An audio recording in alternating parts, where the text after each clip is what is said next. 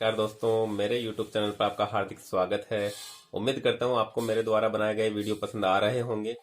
अगर आपको मेरे द्वारा बनाए वीडियो पसंद आते हैं तो आप मेरे चैनल को लाइक, शेयर और सब्सक्राइब करना ना भूलें। और अगर किसी प्रश्न पर आपको डाउट रहता है तो आप कमेंट कर सकते हैं, आपको संतुष्टिजनक जवाब मिलेगा। तो चलिए दोस्तों, आज के इस वीडियो में हम राजस्थान बोर्ड की अनिवार्य हिंदी की पाठ्य पुस्तक पीयूष प्रवाह के दूसरे पाठ सत्य के प्रयोग, जो कि मोहनदास करमचंद गांधी के द्वारा रचित है, उसका अध्ययन करते हैं। ये उनकी आत्मकथा का अंश है। तो चलिए शुरू करते हैं पाठ।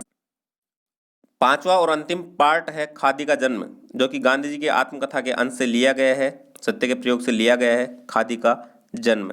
इससे पहले हमने 4 पार्ट पढ़ लिए हैं। ये पढ़ने से पहले आप उन 4 पार्टों को पहले पढ़ लें।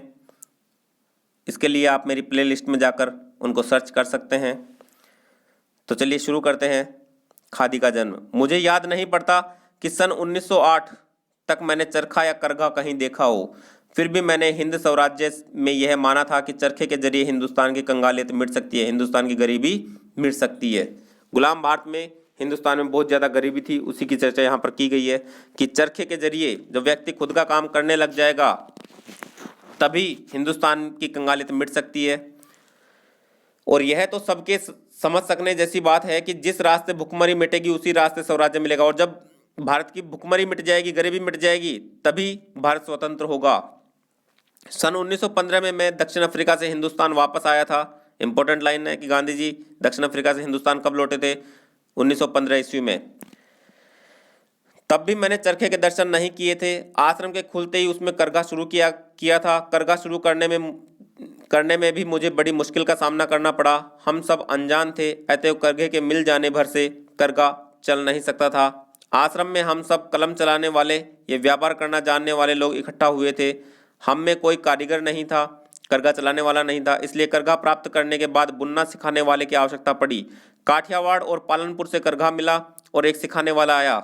उसने अपना पूरा हुनर नहीं बताया, पर मगनलाल गांधी शुरू किए हुए काम को जल्दी छोड़ने वाले न थे। उनके हाथ में कारीगरी तो थी ही, इसलिए उन्होंने बुनने की कला पूरी तरह समझ ली और फिर आश्रम में एक के बाद एक नए नए बुनने वाले तैयार हुए। हम तो, ये साबरमती आश्रम की बात है, गुजरात में जो गांधी जी ने बनाया था। हमें तो अब अपने कपड़े तैयार करके पहनने थे, इसलिए आश्रम वासियों ने मिल के कपड़े पहनना बंद कर दिया। मिल के फैक्ट्रियों जो कपड़े बनते थे वे कपड़े पहनना आश्रम वासियों ने बंद कर दिया और यह निश्चय किया कि वे हाथ करघे पर देसी मिल के सूत का बुना हुआ कपड़ा पहनेंगे, मतलब खादी पहनेंगे। ऐसा करने से हमें बहुत कुछ सीखने को मिला। हिंदुस्तान के बुनकरों के जीवन की, उनकी आमदनी की, सूत प्राप्त करने में होने वाली उनकी कठिनाई की, इसमें वे किस प्रकार ठगे जाते थे और आखिर किस प्रकार दिन दिन कर्जदार होते जाते थे, इस सब की जानकारी हमें मिली। हम स्वयं अपना सब कपड़ा तुरंत बुन सकें ऐसी स्थिति तो थी ही नहीं। इस कारण से बाहर के बुनकरों से हमें अपनी आवश्यकता का कपड़ा बुनवाना पड़ता था। देसी मिल के सूत का हाथ से बुना कपड़ा झट मिलता नहीं था। बुनकर सारा अच्छा कपड़ा विलायती सूत का ही बुनते थे, क्योंकि हमारी मिलें महीन सूत नहीं काटती थी। आज भी वे महीन सूत अपेक्षाकृत कम ही काटती हैं, बहुत महीन तो काट ही नहीं सकती। बड़े प्रयत्न के बाद कुछ बुनकर हाथ लगे जिन्होंने देसी सूत का कपड़ा बुन देने की मेहरबानी की। इन बुनकरों को आश्रम की तरफ से यह गारंटी देनी पड़ी थी कि देसी सूत का बुना हुआ कपड़ा खरीद लिया जाएगा। तब जाकर वे बुनकर हाँ भरते हैं कि हम बना देंगे। इस प्रकार विशेष रूप से तैयार कराया हुआ कपड़ा बुनवा कर हमने पहना और मित्रों में उसका प्रचार किया। इस प्रकार हम कातने वाली मिलों के अवैतनिक एजेंट बने, मतलब बिना पैसे के उनका प्रचार करने वाले दलाल बने। क्योंकि उनकी कंडीशन थी कि हमारे द्वारा बनाया हुआ कपड़ा अगर आप खरीद लेंगे तो ही हम बना पाएंगे, अन्यथा हम नहीं बना पाएंगे। तो उनको हाँ भरनी पड़ी और उनका सहयोग करना पड़ा। इसलिए कहा गया कि इस प्रकार हम उन काटने वाली मिलों के अवैतनिक एजेंट बने। मिलों के संपर्क में आने पर उनकी व्यवस्था की और उनकी लाचारी की जानकारी हमें मिली। हमने देखा कि मिलों का ध्येय खुद काटकर खुद ही बुनना था। वे हाथ करघों की सहायता स्वेच्छा से नहीं बल्कि अनिच्छा से करती थी, मतलब बिना इच्छा के। यह सब देखकर हम हाथ से काटने के लिए अधीर हो उठे।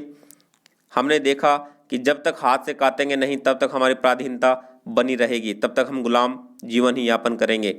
मिलों के एजेंट बनकर हम देश सेवा करते हैं, ऐसा हमें प्रतीत न हुआ। लेकिन न तो कहीं चरखा मिलता था और न कहीं चरखे का चलाने वाला मिलता था। शुरुआत में हर काम को करते समय दिक्कतों का सामना करना पड़ता है। इसी प्रकार की बातें यहाँ पर आ रही हैं कि शुरुआत कर रहे थे चरखा की, तो इनको कई प्रकार की मुश्किलों का सामना करना पड़ा। कुकड़ियाँ आदि भरने के चरखे तो हमारे पास थे, पर उन पर काता जा सकता है इसका तो हमें ख्याल ही नहीं था।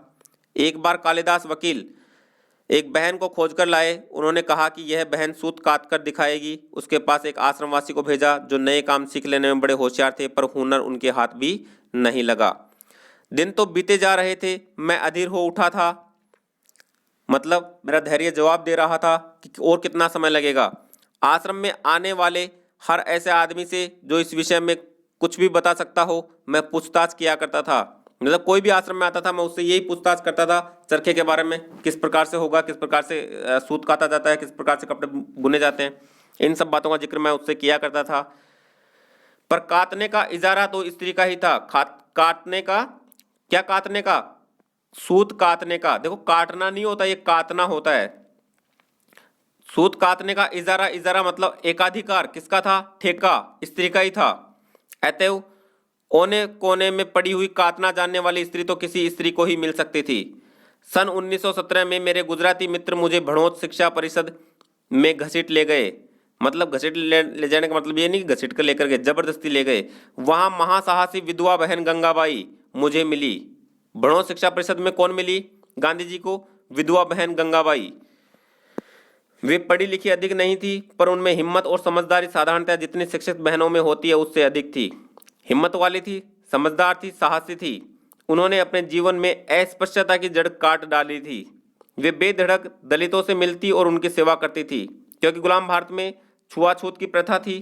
लोग उच्च जाति के लोग निम्न जाति के लोगों से दूर रहा करते थे।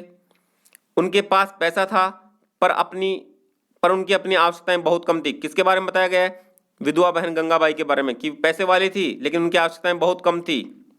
मददगार प्रवृत्ति की थी वो। उनका शरीर सुदृढ़ था, बलवान थी, और चाहे जहां अकेले जाने में उन्हें जरा भी झिझक नहीं होती थी। साहसी थी, हिम्मत वाली थी, वे घबराती नहीं थी। वे घोड़े की सवारी के लिए भी तैयार रहती थी। इन बहन का विशेष परिचय गोधरा की परिषद में प्राप्त हुआ। अपना दुख मैंने उनके सामने रखा और दमयंती जिस प्रकार नल की खोज में भटकती थी, उसी प्रकार चरखे की खोज में भटकने की प्रतिज्ञा करके उन्होंने मेरा बोझ हल्का कर दिया। मतलब जब मैंने विधवा बहन गंगाबाई को अपनी समस्या बताई तो उन्होंने मेरी समस्या का समाधान करने में मेरी सहायता करने का वचन दिया। इस प्रकार से मेरा जो बोझ था, समस्या का बोझ था, वो क्या हो गया, उन्होंने हल्का कर दिया। तो उम्मीद करता हूँ आपको ये अच्छे से समझ में आया होगा। बिना स्किप किए आप पूरा वीडियो देखें। कहीं डाउट होता है तो आप कमेंट बॉक्स में कमेंट कर सकते हैं, आपको उचित जवाब मिलेगा, संतुष्टिजनक जवाब मिलेगा। अगर आपको वीडियो पसंद आता है तो लाइक, शेयर और सब्सक्राइब करना ना भूलें। मिलते हैं इसी प्रकार के अगले वीडियो में, तब तक के लिए धन्यवाद। जय हिंद, जय भारत।